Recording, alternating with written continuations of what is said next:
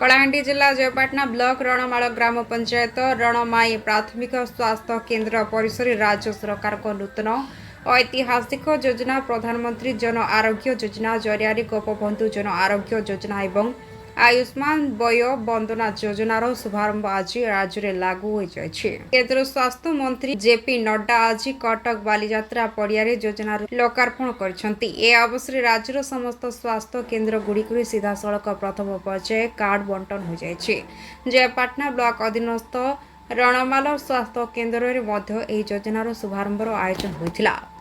आज उत्सव हिताधिकारी कौशिक ध माझी प्रेमशिला नायक भजमन सामरथ मनोज कुमार तांडी लाल बहादुर बाग एवं अनेक हिताधिकारी बंटन करा।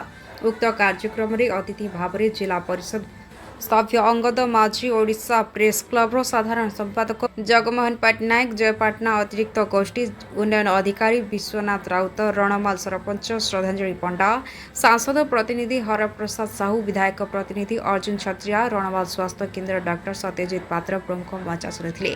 आर्यपक्षी अंचल समस्त आशाकर्मी स्वास्थ्यकर्मी तथा अनेक जनसाधारण उपस्थित थे। हरिहर छत्रिया रिपोर्ट जनमत टीवी।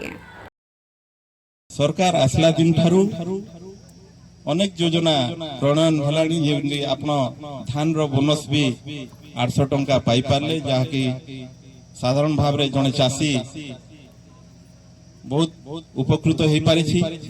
तो सहित सुभद्रा योजना एवं वर्तमान आयुष्मान योजना प्रणयन होइछि। आयुष्मान योजना माध्यम रे आपण माने राज्यर